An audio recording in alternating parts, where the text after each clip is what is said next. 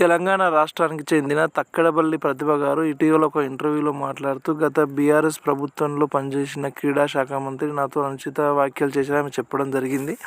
అసలు ఏం జరిగిందో ఒకసారి వివరాల్లోకి పరిశీలిస్తే, బీఆర్ఎస్ ప్రభుత్వ సమయంలో నేను ఒక టైటిల్ గెలిచిన అతన్ని కలవడం జరిగింది. ఆ శాఖ మంత్రిని కలిసినప్పుడు ఆయన నా మాట వినకపోతే మీ శరీరంలో ఏ భాగం పనిచేయకుండా చేస్తానని, అలాగే నేను టైటిల్ గెలిచినప్పుడు నన్ను ఎంకరేజ్ చేయకుండా నాతో మీట్ అవుతావా అన్న వ్యాఖ్యలు వచ్చేట తను చెప్పడం జరిగింది. ఒక ఇంటర్వ్యూలో ఆమె మాట్లాడడం జరిగింది. అయితే కొందరు ఈ వీడియో చూసిన తర్వాత కొన్ని కామెంట్ సెక్షన్లో ఏం చెప్తున్నారంటే, అప్పుడే చెప్పకుండా ఇప్పుడు వచ్చి ఎందుకు చెప్తున్నారని వారు అనడం జరిగింది. అయితే పార్టీలో అధికార మంత్రి పైన కంప్లైంట్ చేస్తే కేసు తీసుకుంటారు ఉద్దేశంతో ఆమె చెప్పి ఉండకపోవచ్చు అని నా అభిప్రాయం.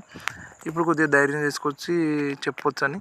అయితే ఇది ఎంతవరకు నిజమంటే నిజమవుద్దని కూడా గత బీఆర్ఎస్ పార్టీ పెద్దలు ఆ మంత్రితో చర్చించి అసలు నిజాలు బయటికి తీసుకొచ్చి అసలు ఆ విషయంలో ఆయన తప్పు అయితే ఆయనపై చర్య తీసుకోవాలని నెటిజన్లు కోరుతున్నారు.